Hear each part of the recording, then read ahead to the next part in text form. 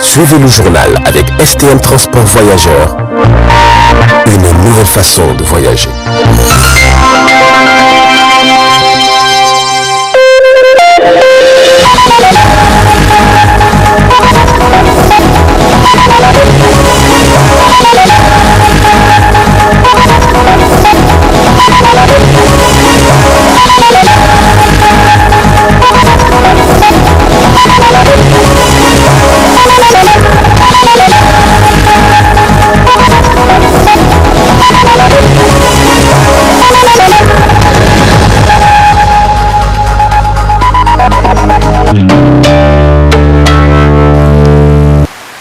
Messieurs, dames, bonsoir et bienvenue à cette grande édition d'information et bonne fête à toutes les femmes du monde entier. Cela dit, le prix Mo Ibrahim Foundation a été attribué au président de la République du Niger, Issoufou Mahamadou.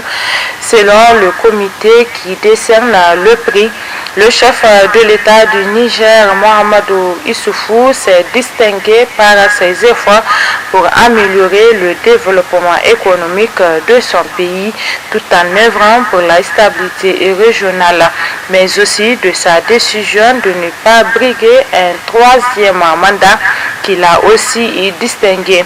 Selon toujours la fondation Mo Ibrahim, le président nigérien a fait ses 2 mandats et il s'est bien conduit en respectant la règle constitutionnelle. Pour rappel, le prix Mo Ibrahim a été attribué ou décerné en 2017 à la présidente Hélène Jackson du Libéria, pour ne citer que cela. Félicitations donc au président de la République, El Hadj Issoufou Mahamadou, pour cette distinction aussi internationale.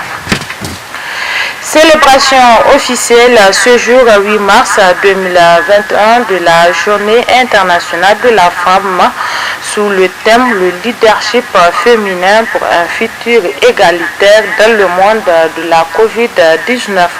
Plusieurs événements étaient à l'ordre du jour pour célébrer cette journée à l'hôtel Gawey de Niamey. Précision et Sadamou Abdelnasser Abdou. Officialisée en 1977 par les Nations Unies, la Journée internationale des droits des femmes est célébrée le 8 mars de chaque année. C'est une journée internationale mettant en avant la lutte pour les droits des femmes et notamment pour la réduction des inégalités par rapport aux hommes. Les femmes sont en première ligne de la crise Covid-19 en tant que travailleuses de la santé, soignantes, organisatrices, innovatrices et parmi les leaders nationaux les plus exemplaires et efficaces dans la lutte contre la pandémie. Ce qui explique le choix du thème retenu cette année qui est le leadership féminin pour un futur égalitaire dans le monde de Covid-19. Une occasion qui ne laisse pas les femmes leaders sans voix face au point sur les luttes et les réalisations passées. Au Niger, l'édition 2021 pour la Journée internationale du 8 mars, des progrès remarquables ont été réalisés pour les femmes et les filles, mais beaucoup reste à faire pour veiller à ce que les droits des femmes soient non seulement entendus, mais aussi suivis de fait. Il est aussi urgent d'augmenter la participation des femmes à la prise de décision pour garantir que les questions de droits des femmes reflètent les principes sociaux démocrates de sociétés justes, équitables, qui soutiennent et encouragent tous les citoyens. Les femmes sont mieux traitées équitablement dans l'accès et l'utilisation des services publics. La civilisation économique et sociale des femmes peut être à la fois une cause et une conséquence de la violence qu'elles subissent. Cette situation est encore aggravée par les pressions sociales, particulièrement la dénonciation de certains actes dont elles sont victimes, le manque d'information, d'aide ou de protection juridique, l'insuffisance des mesures prises pour faire connaître et appliquer les lois en vigueur et l'absence de moyens qui permettraient d'éliminer les causes de la violence et de remédier à ses conséquences. À l'occasion de cette journée, le représentant de la ministre de la Promotion de la Femme, n'a pas manqué d'évoquer l'évolution des droits des femmes au Niger. Le gouvernement de son Excellence M. Issifou Mahamadou, président de la République, chef de l'État, a pris plusieurs mesures, notamment l'adoption de la politique nationale de genre qui vise la réduction des inégalités et des inéquités entre les hommes et les femmes en vue d'un développement durable et équitable. L'adoption de la stratégie nationale d'autonomisation économique des femmes, l'adoption de la stratégie nationale de prévention et de réponse aux violences basées sur le genre, la mise en œuvre de plusieurs programmes et projets en faveur de la réduction de la pauvreté et l'allègement des tâches domestiques des femmes, la révision de la loi instituant le système de quotas dans les conseils électifs au gouvernement et dans l'administration de l'État, et l'élaboration d'un programme national pour la promotion du leadership féminin au Niger. Le monde a réalisé des avancées sans précédent, mais aucun pays n'a encore atteint l'effectivité d'égalité des sexes. Espérons que les femmes feront en sorte que 2021 fasse la différence qu'avec les années précédentes. En prélude à la célébration de la Journée internationale de la femme, la styliste modéliste Hadiza Maïga Dita Hadley a organisé hier un gala Niala de la femme artiste. Au cours de ce gala, plusieurs artistes, parmi lesquels des femmes, ont été décorés par le ministre de la Renaissance culturelle au nom de la République. Suivons l'intervention de ce dernier à cette occasion. Chères femmes artistes venues de 8 régions de notre pays, que vous soyez musiciennes, auteurs, compositrices, instrumentistes, écrivaines, réalisatrices, promotrices d'entreprises culturelles, cette soirée est la vôtre, car elle consacrera la remise de médailles consécutives à votre décoration par décret de son Excellence Alhaji Issoufou Mahamadou, président de la République, chef de l'État. Nous avons mis du temps pour vous célébrer, mesdames, alors que vous le méritez amplement. Vous le méritez au regard du travail que vous abattez quotidiennement dans vos foyers, dans vos communautés et à l'échelle nationale pour promouvoir des valeurs. En effet, pour paraphraser une écrivaine dans son œuvre intitulée « L'art féminin ou l'art des femmes », les femmes artistes n'ont été dans l'histoire que très peu visibles, alors même qu'il est possible de dépasser l'opposition entre l'homme et la femme par le dialogue de leur œuvre artistique. Si on s'en tient au travail que vous effectuez chaque jour dans notre société, jamais vous ne serez confinés à la place qui est la vôtre aujourd'hui. Il faut travailler à changer cette situation et en cela, votre rôle sera déterminant. Il sera déterminant dans votre capacité à surmonter les obstacles et à faire la preuve de votre talent dans cette immense jungle. En plus de la satisfaction morale de produire des œuvres de qualité utiles à la société, assurant la promotion du patrimoine culturel, vous avez désormais le symbole de la reconnaissance de la République aux efforts que vous déployez depuis plus d'un demi-siècle pour certaines. Au nom de son Excellence, Alhaji Issoufou Mahamadou, président de la République, chef de l'État, et de son Excellence, M. Brigitte Raffini, Premier ministre chef du gouvernement, je voudrais vous féliciter et vous encourager à continuer à servir de modèle à la jeune génération et à partager vos expériences dont la valeur est inestimable. Vous avez vous-même produit, encadré des plus jeunes qui ont produit à leur tour. Vous avez chacun à travers son art contribué à l'éducation, au patrimoine et à la citoyenneté. Accompagner l'État dans ses actions de communication de masse pour la mobilisation sociale. À l'occasion toujours de la célébration de la Journée internationale de la femme, le groupe de presse Tambra a tendu le micro à la présidente de l'ONG Chronique Juridique, la magistrate Roger Maïmouna Gazibo, qui revient sur la situation des droits de la femme au Niger. Suivez. Tout ce qui est instrument juridique protecteur de la femme a été internalisé au Niger. Le problème vient de la société qui n'est pas prête à donner les mêmes chances aux filles qu'aux garçons. L'effectivité, c'est pas, les textes sont là, mais les textes ne sont pas appliqués. Les textes sont là, les femmes victimes n'ont pas le courage, parce que la société ne leur donne pas le courage de réclamer leurs droits. dans le cadre 2020-2021, en termes de saisine et de plainte de citoyens vis-à-vis, ou plutôt en termes de saisine, Chronique a répertorié plus de 900 personnes qui nous ont saisies, et essentiellement des femmes, soit sur le divorce, soit sur la répudiation, soit sur la garde d'enfants. Et aujourd'hui, qu'est-ce qu'on constate? Beaucoup de femmes en séparation avec leur époux, à qui on a confié la garde des enfants. Parce que la CEDE, Convention sur le droit de l'enfant, que le Niger a régulièrement ratifié, dit qu'en cas de séparation, seul l'intérêt supérieur de l'enfant prévaut. Et l'intérêt supérieur de l'enfant, c'est la mère avant le père. Mais combien d'hommes, par méchanceté, lorsque la garde est confiée à la mère, lui font le chantage, tu te remaries, je récupère mes enfants. Au quotidien, je suis saisie par ce genre de femmes qui, beaucoup se sacrifient et refusent de refaire leur vie. Je pense que c'est des sujets, la femme nigérienne est victime de sujets tabous. Pratiquement tous les sujets qui, en lien avec elle, sont des sujets tabous dont on ne parle pas suffisamment. Si on devrait parler d'effectivité, oui, les textes sont là. Mais est-ce que les textes sont appliqués? Très, très rarement. Beaucoup de femmes mariées me saisissent victimes de harcèlement sexuel. Et aucune n'a le courage de dénoncer, parce que lorsque tu dénonces, soit tu es une fille facile, soit c'est toi qui as provoqué. Donc c'est le regard de la société qui est notre handicap. Si aujourd'hui on veut libérer la femme, il faut libérer la société de ces tabous. Il faut arrêter de réduire les problèmes de la femme, problèmes économiques. Il faut qu'on se dise que toutes les femmes aspirent à vivre bien, à vivre mieux.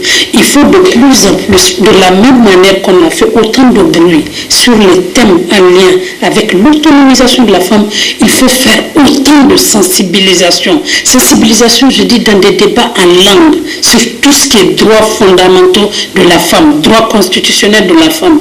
Nous, un homme ne devrait pas pouvoir, en 2021, après 30 ans de mariage, répudier une femme sur la base d'un vocal WhatsApp.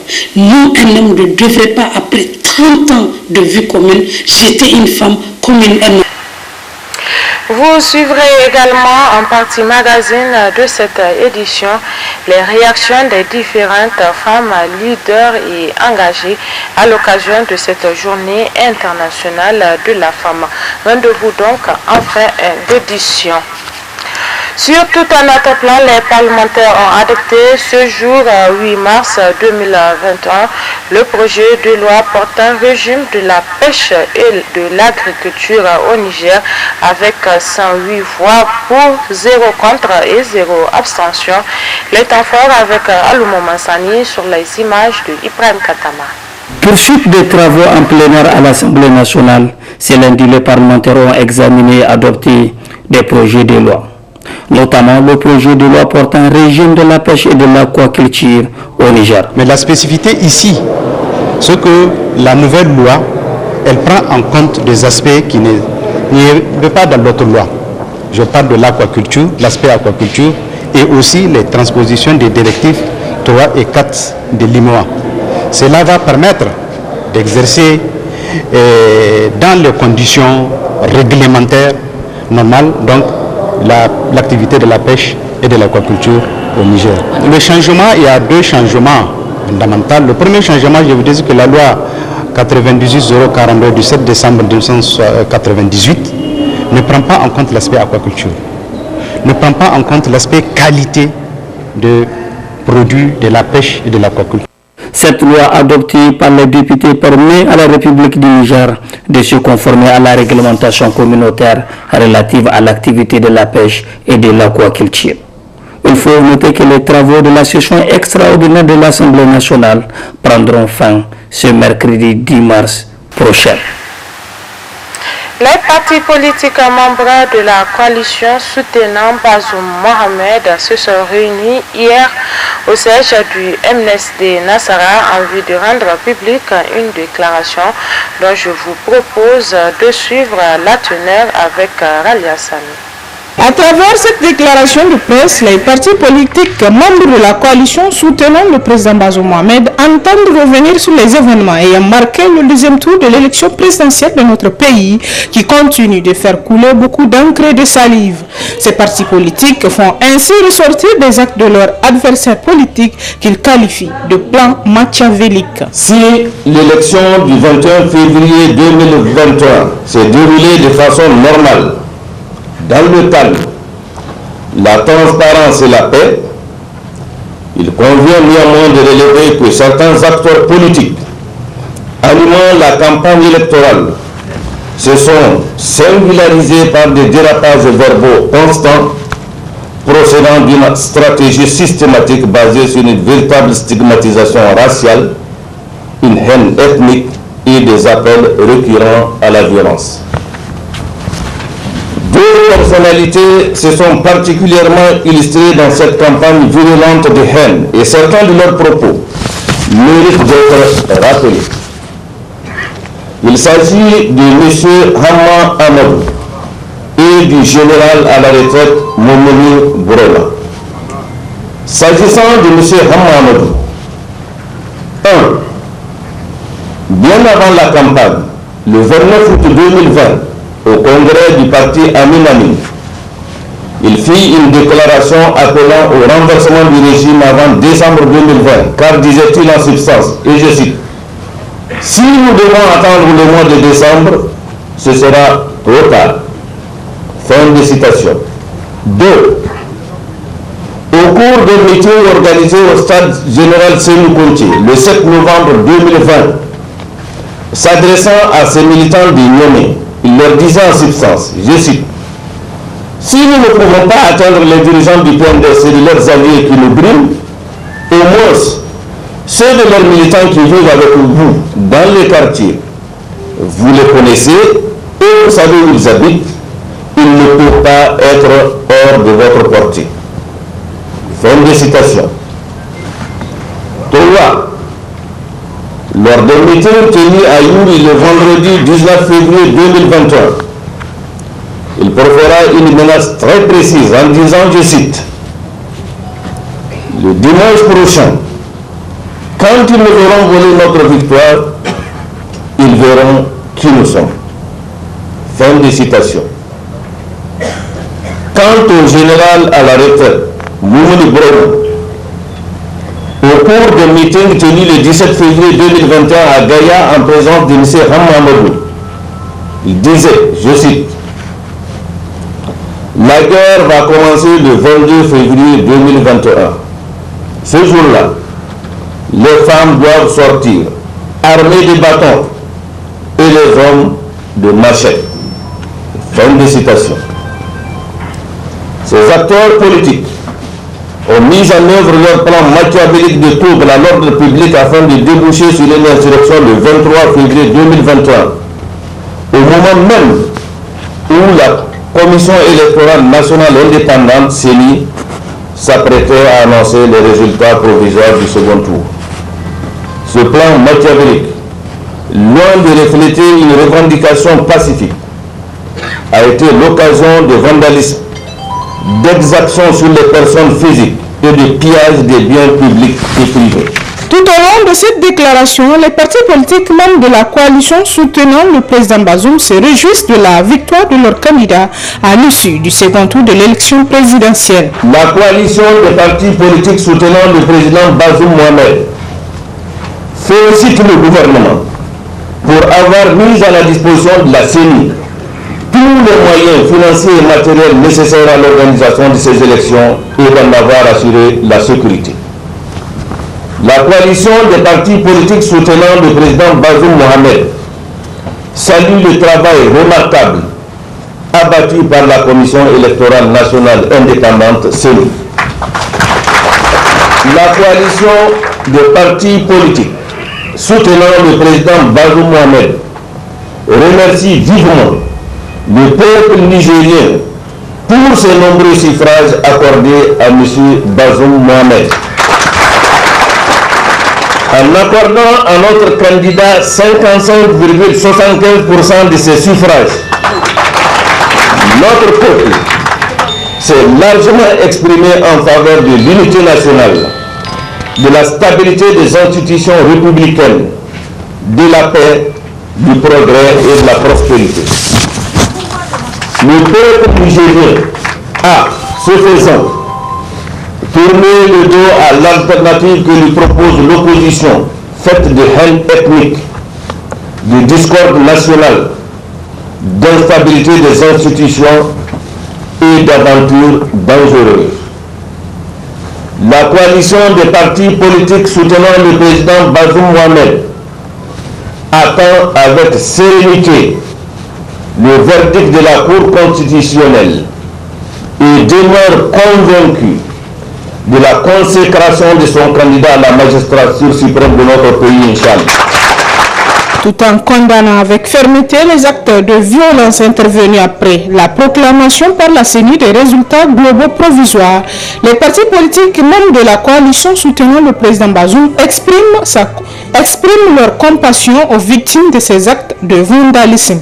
Ils appellent les Nigériens au calme et à la sérénité en attendant le verdict de la Cour constitutionnelle. Pour sa part, l'association des jeunes avocats du Niger s'est réunie ce matin en audience au tribunal de commerce de Niamey relativement à l'assignation des sociétés de téléphonie mobile pour la coupure de connexion Internet pendant 10 jours. D'autres éclaircissements avec Maître Moustapha Hamidou, président de l'association des jeunes avocats du Niger. Nous venons de sortir de l'audience qui a été présidée par le président du tribunal de commerce station en référé. Nous avions jugé utile d'assigner les sociétés de télécommunications à cause de la coupure de la connexion Internet mobile que nous avions constatée pendant 10 jours. Mais à l'issue de l'assignation, juste le lendemain, la connexion Internet mobile fut rétablie. Donc naturellement, l'objet de la procédure, c'est de demander au président de faire cesser ce trouble qui a été causé par la coupure de la connexion Internet mobile. Ce qui fut rétabli, donc le président a constaté l'absence de trouble, que le trouble a cessé. Donc naturellement, dans ce genre de situation, nous, en tant que demandeurs dans la procédure, nous avions jugé utile de demander au président de radier la procédure qui est devenue sans objet, parce que ce qui lui a été demandé de faire a été rétabli. Donc là, il n'a plus besoin de statuer là-dessus. Jusqu'en 1998, Fatimata Sangaré avait le brassard de l'équipe nationale féminin de football au Niger et estime qu'une femme qui est prise en compte dans les instances de décision doit savoir qu'elle est prise en compte dans les instances de décision. Suivant son portrait avec nos confrères du studio Klango.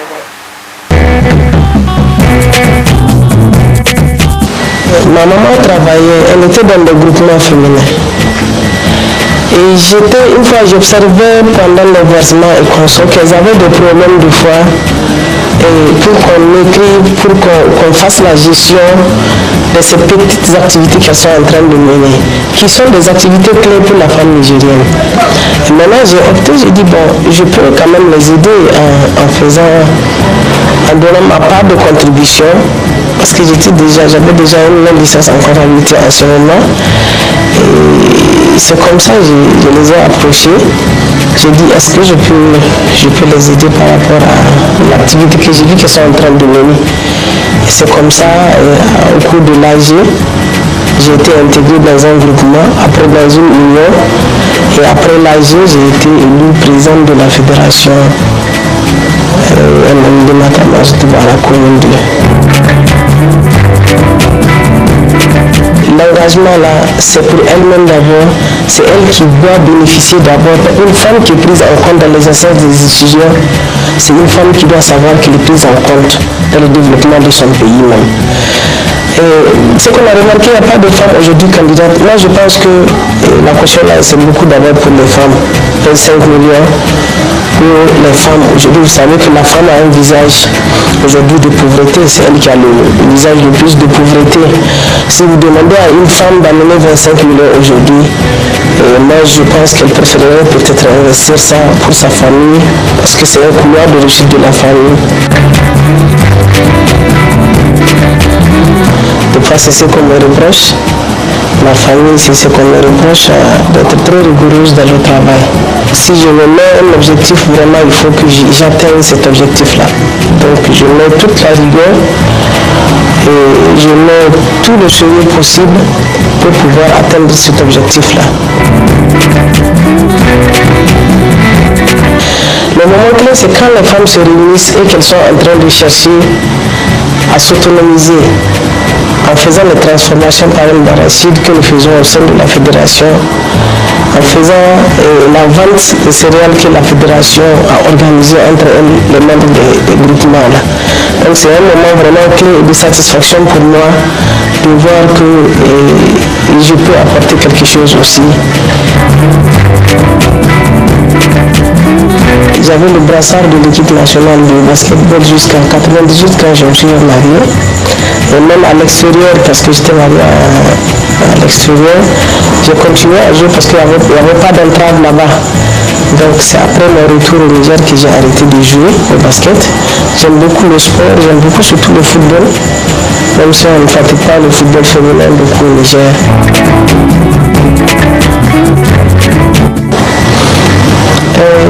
On dit seul le travail paye.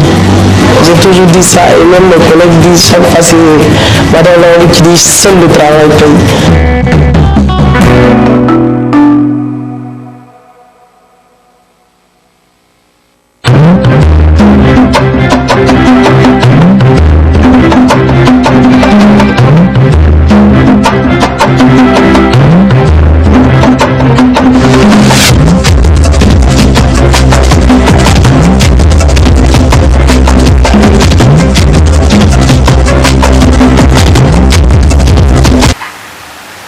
Place à présent la partie magazine de cette édition.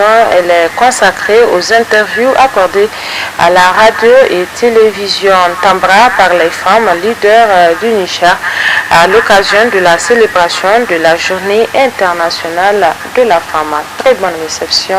Bonsoir. Depuis quelques années, les femmes commencent à s'émanciper, je pense.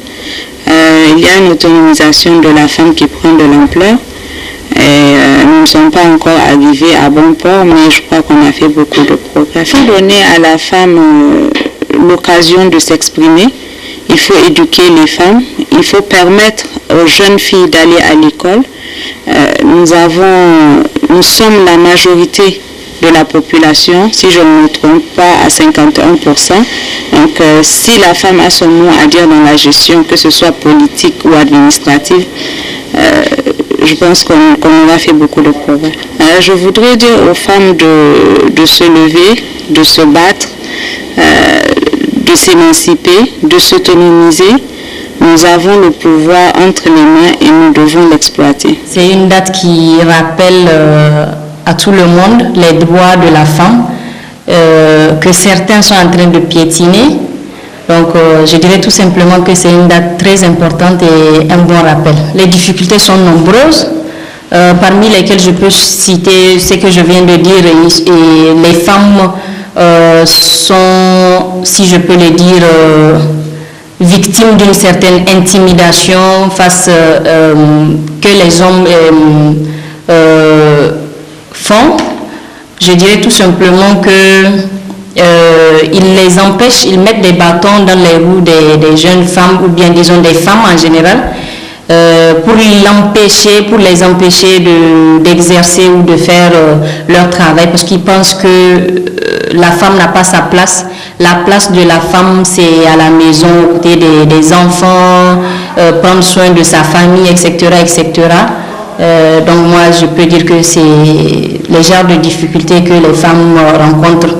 On met des bâtons dans leur roue, on les empêche d'évoluer, on les empêche d'être au même pied d'égalité. C'est pourquoi vous voyez la majorité des femmes disent que égalité, égalité, elles crient l'égalité des hommes et des femmes dans les sociétés.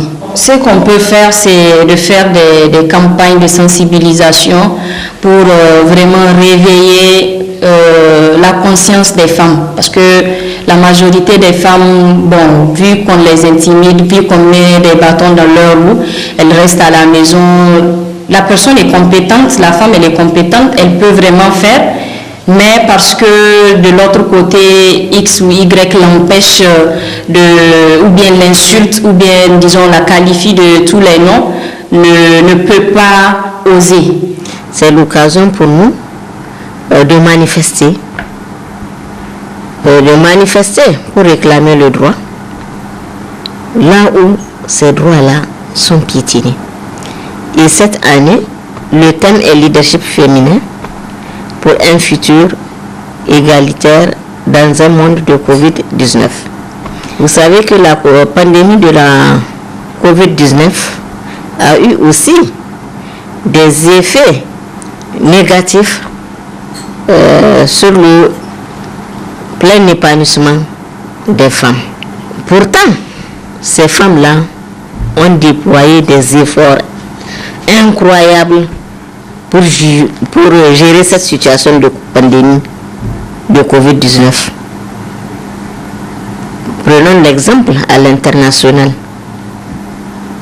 Dans tous les hôpitaux, ce sont des femmes qui ont lutté contre cette pandémie-là. C'est elles qui faisaient les soins. Et des fois, elles sont même mal rémunérées. Cette pandémie-là a créé même un fort taux de chômage partout dans le monde. Surtout au niveau des femmes. Des femmes qui pratiquaient des soins étaient mal rémunérées. Puisque cette situation a créé à leur niveau des heures supplémentaires de travail.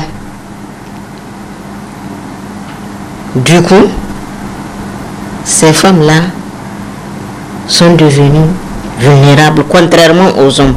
Même si par ailleurs la pandémie a tué plus d'hommes que de femmes, le rôle que les femmes ont joué depuis lors-là est quand même incroyable. Vous voyez, si nous prenons l'exemple de quelques femmes leaders de ce monde, des chefs de gouvernement, au Danemark, par exemple, en Allemagne, la chancelière allemande, en Islande, et même chez nous, vous voyez, les premières dames se sont beaucoup investies dans la sensibilisation, en faisant diffuser des messages, en mettant des kits à la disposition des couches les plus vulnérables. Tout ceci, tous ces efforts-là sont en train d'être comptabilisés au plan mondial. Les droits de la femme ne sont pas effectifs. Il y a des textes de loi auxquels le Niger a adhéré, dont l'application pose problème. Je prends l'exemple de la CEDEF, la Convention sur l'élimination de toutes les formes de discrimination à l'égard de la femme. Donc c'est un instrument juridique auquel le Niger a adhéré depuis 1999. Mais là où le bas blesse, c'est que des réserves ont été émises au niveau de ce texte-là. Et les réserves émises là, c'est des articles qui protègent la femme, qui protègent les droits de la femme dans leur intégralité.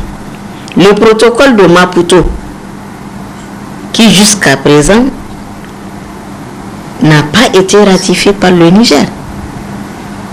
Vous voyez? Donc, je dis que le vide juridique est toujours là. Par rapport à l'âge au premier mariage aussi, le Niger a ratifié la Convention des droits de l'enfant. Mais malheureusement, par rapport à l'âge au premier mariage, il y a toujours un problème. Puisque l'international a cautionné l'âge de 18 ans.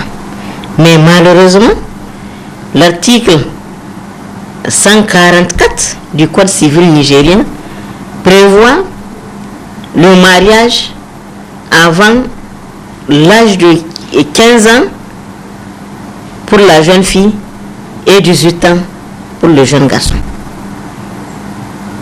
C'est-à-dire que la fille peut se marier même avant l'âge de 15 ans. alors qu'il est prévu 18 ans pour le jeune garçon. Il s'agit là d'une discrimination faite à la jeune fille. Même si par ailleurs on dit que l'éducation est gratuite jusqu'à l'âge de 16 ans, il doit y avoir une certaine harmonisation au niveau de ces instruments juridiques-là. Cette journée internationale est différente de la journée nationale de la femme qui est issue de la conférence nationale. Donc, on réclame en fait notre droit. Jusqu'à présent, même malgré le quota et tout, nos droits ne sont pas respectés. On est toujours en minorité au Niger. Donc on ne tient même pas compte des textes, etc. Même si le quota y est, n'est-ce pas, l'application reste très difficile. Parce que vous voyez bien, à l'Assemblée même présentement, il y a beaucoup de femmes bien entendu, il y a eu une avancée, mais il reste encore un travail à faire au niveau des législatifs et aussi au niveau des femmes conseillères. Il faut beaucoup de maires, il faut beaucoup de femmes gouverneurs, il faut des femmes ministres, n'est-ce pas? Et sur 40 ministres à peu près, il n'y a que 10 femmes ou 7. Et ça ne va pas jusqu'à présent. Et j'espère qu'avec le nouveau gouvernement de 2021, le président de la République tiendra compte de ces femmes-là pour qu'il y ait le maximum de femmes au gouvernement dans les prises de décision et aussi pour qu'il y ait le maximum de femmes dans les postes de direction.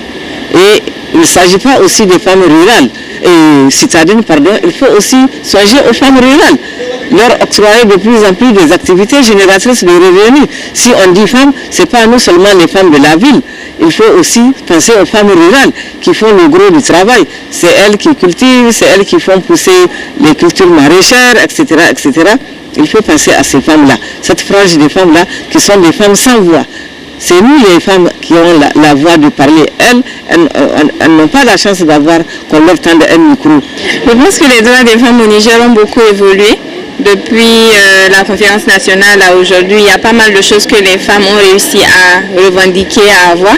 Donc on a actuellement la participation politique des femmes, il y a aussi le quota que les femmes ont réussi à avoir à l'Assemblée, mais également dans les partis politiques. Donc il y a beaucoup plus de reconnaissance des femmes, de plus en plus, mais aussi on parle beaucoup plus d'autonomisation des jeunes filles, d'autonomisation des femmes, de la participation sociale et politique des femmes. Ça a beaucoup évolué en tout cas depuis la conférence nationale à aujourd'hui. Bon, on ne va pas dire que les droits sont effectifs parce qu'il reste encore beaucoup de choses à faire. Malheureusement, il y a beaucoup de choses qui ne sont pas encore reconnues pour les femmes. Aujourd'hui, quand on parle de l'éducation de la jeune fille, il y a encore beaucoup de travail à faire. Beaucoup de jeunes filles ne sont pas scolarisées. Les femmes n'arrivent pas à s'imposer donc dans la sphère politique. Les femmes n'arrivent pas aussi à s'imposer dans chacune de leurs activités qu'elles sont en train de mener. Il y a une sorte de discrimination, si on peut le dire, des femmes, surtout dans le domaine économique. Elles n'arrivent pas vraiment à s'épanouir comme il faut. Donc c'est pas forcément effectif. Il y a eu du travail, mais il reste encore beaucoup de choses à faire pour que ce soit effectif. Ce qu'il faut faire, c'est vraiment d'agir sur la compréhension même des femmes, de leurs droits. Il faut que les femmes elles-mêmes prennent conscience qu'elles ont des droits. Aujourd'hui, on a des femmes qui se battent, c'est vrai, pour les droits des femmes, mais malheureusement, ce n'est pas toutes les femmes qui ont cette compréhension de leurs droits. Il faut qu'elles comprennent qu'elles ont des droits et qu'elles doivent les revendiquer à toutes les échelles, que ce soit dans les villages, dans les communautés urbaines, etc., que les femmes comprennent leurs droits et les défendent. Mais aussi que les politiciens, la communauté, tous ceux qui agissent sur l'épanouissement de la femme puissent lui reconnaître ses droits et lui donner leurs droits. Il faut plus de lois qui favorisent et qui privilégient par exemple l'éducation de la jeune fille, l'autonomisation économique des jeunes filles, mais aussi qu'il y ait plus d'ONG et d'organismes internationaux qui interviennent sur ces thématiques-là. Parce qu'on est dans un contexte qui est assez difficile avec les mœurs sociales, la compréhension des gens de la place de la femme. Donc il faut vraiment agir sur ces normes sociales-là pour que les gens acceptent que oui, la femme a des droits et qu'elle peut participer à la vie sociale et économique. Cette année, j'ai envie de dire deux choses. D'abord, j'ai envie de dire aux familles, donner autant de chance à la petite fille qu'au petit garçon. C'est l'éducation qui permet à la fille du gardien d'avoir les mêmes opportunités que la fille du président. L'éducation fait la différence. Ensuite, j'ai envie de dire aux femmes que la société juge parce qu'elles osent. aux femmes que la société rejette parce qu'elles sont fortes. Osez, brillez, imposez-vous. N'ayez pas peur du jugement de la société. Soyez droite, soyez digne, mais battez-vous. 2021, c'est notre année.